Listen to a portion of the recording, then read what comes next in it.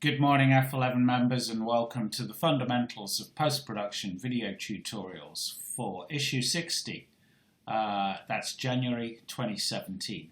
Happy New Year, and here in part 2 of this month's video tutorials I thought we'd, as we're starting a new year, just consolidate and try and look at where we're at with this whole game of post-production. So here on the screen in front of me I have this picture shot just a couple of weeks ago, about 10 days ago, on the Jurassic Coast down at West Bay. Really nice afternoon winter's light on the coast. It's the perfect time of year to be down there, and I was quite pleased with the movement on the water. I was wearing wellies but still got wet feet. But I had various concerns about this shoot, so let's just go through it from start to finish.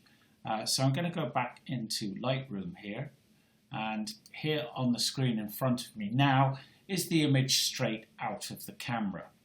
I'm in Library module, I've imported the images into Lightroom, I've checked my caption information. I could of course have used the GPS tagging here that's built into the Canon 5D Mark IV. I flagged the images of course that I chose to work on, these two here. If I click on the map symbols there, it shows me exactly where I was. Quite useful sometimes, not so much for this shoot, I knew exactly where I was, but other times when you're further off the beaten track it's quite handy to get that kind of caption information from this. Okay, so let's go back into Library module, and now if I click on this image here, with the shifting sands of the waves breaking around my feet there, I was concerned about sharpness. So let's just double check that. So I click on the image to zoom in, check sharpness there on my foreground, on the cliffs in the background, sorry, looks good. Check the sharpness on my foreground as well, and that sand there is pin sharp as well, so no worries there. I was concerned also with the unstable sands that I was stood on and the tripod was stood on, whether my horizon is level. So one way I can easily check that is by going up here to the view on my toolbar, clicking on that, coming down to here to loop overlay, and then clicking on the grid there. And now it shows me a grid, and I can see that my horizon here is not quite level. So let's go into Develop module and start by trying to correct that. So if I come down here to the Transform panel in Lightroom's Develop module, I can actually I can try clicking on Auto. And good as this tool is, it's certainly not fail-safe. So let's just reset that, go back to where I started. Let's try Level now. Click on that, and again, something in this image is fooling Lightroom. In this particular case, the upright corrections are just not working. So we're going to have to do it manually this time. So what I'm going to do is come back here, go again, get my grid back again, loop overlay grid.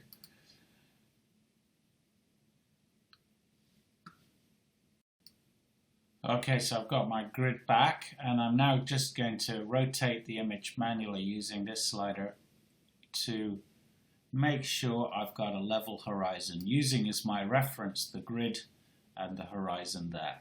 And I think that's pretty accurate. So that's good, and that's given me a level horizon, but it's also given me these white bits down the edge in the corners. But that's okay, I'll deal with those later. For now, let's take that grid back off. So I'll go View, Loop Overlay, and unclick the grid. Okay, now let's go and look at the basics of the image in terms of black and white points as usual, contrast. So, as usual, first thing I look at is the histogram, and I can see that the brightest tones in the image are not a pure white, and the darkest tones in the image are not a pure black. That's easily dealt with. So, first thing I'm going to deal with is the whites. Hold down my Alt slider, move the white to the right until I start to see clipping. We've done this 100 times in tutorials before, but it's always the first thing I start with. If I go too far, of course, I can see clipping. Don't want that. Round about plus 50 seems to be the mark to go for.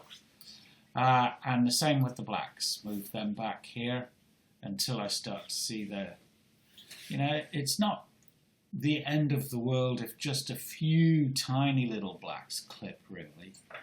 Generally speaking, we want to retain all the information we can, but at the same time, there is beauty in a pure black. Okay, now let's look at that image and consider where we're at with it. I think there's the sky and the waves and the sea look a little gutless. I think also the actual, the whole image is just looking a little bit flat. So let's just come down here to the tone curve. I'm going to select the medium contrast tone curve. That's a preset, but it's a very useful one, and that has put in a touch of contrast in the image, which I think benefits it significantly. Okay, now let's just consider where we're at with this image, and as usual, when I'm at this stage with a picture, I'm just going to pause and think about what I'm doing. Well, I've decided a touch of vibrance in here. Of course, I always need to be careful of how much to add here. And generally speaking, I would very, very rarely go over anything more than plus 20. And if I've added contrast, always be aware that boosting contrast boosts color. So in this case, just plus 12 on the vibrant slider looks right to me.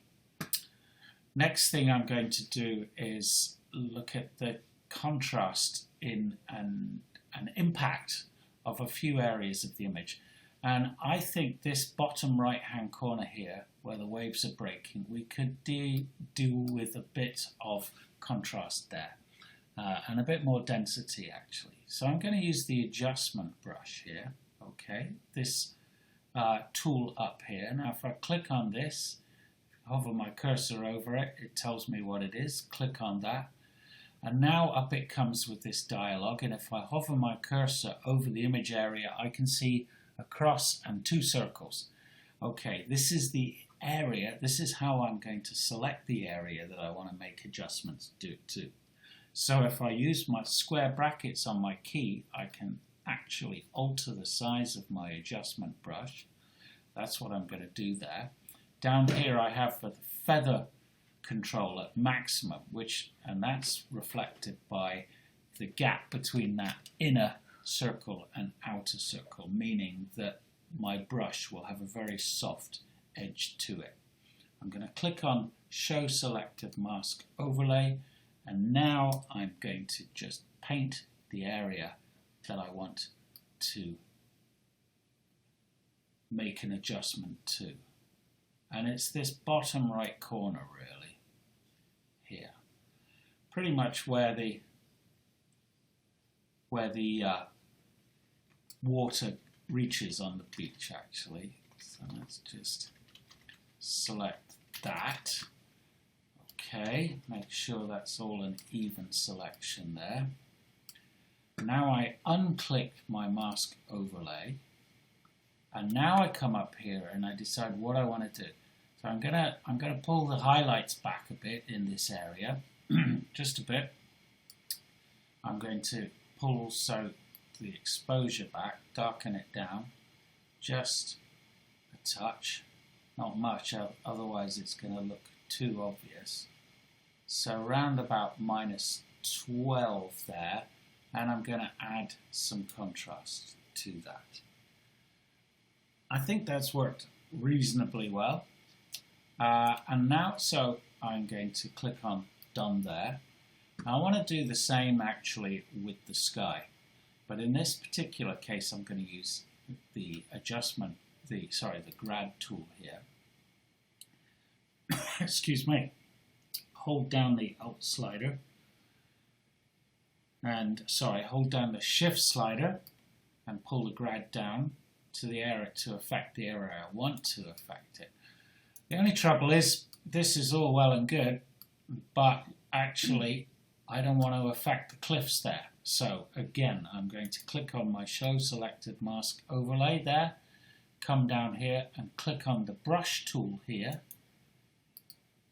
and now click on Erase there, and now again, this time paint away the mask overlay so that the grad that we're affecting, the grad that we're going to use to darken down or add a little bit of contrast to the sky, is not going to affect those cliffs. And you can see over here I've got this auto mask clicked on. That's really important because it's going to pick up the edge of that cliff and apply the mask so that only the cliff itself is being painted away. Really useful feature, this. Click off the Show Selected Mask overlay now, and now I can adjust my highlights. Highlights are okay. Pull them back a little bit. A little bit of darkness in the sky and a bit of contrast as well. And not too much. We're around about 20 on the contrast there. I'm actually going to take that highlight adjustment off and adjust the whites there. They're looking a bit mucky, so push those whites a touch. If I click on this up here, when I do that, it'll tell me. If I go too far, there you see I'm clipping those whites. So if I come back, I can go plus 18 on my whites, and I think that's added a bit of boldness to the sky. Maybe do the same on the blacks here. My black slider there. Really need to be super subtle here. Just a smidgen on the blacks there. Click on Done, and there is my image. Now if I look at the before and after on this image, what we've done, I think you can see left and right quite an interesting evolution for the image. The key question is, does it look believable? I think so, but I need obviously to deal with these white gaps around the edge where I've straightened the image, and I think that's best done in Photoshop now. I could just crop them off, but I don't want to. Every pixel is precious, so I'm going to go into Library Module here now and export the image and open it in Photoshop. So I will see you in a second in Photoshop.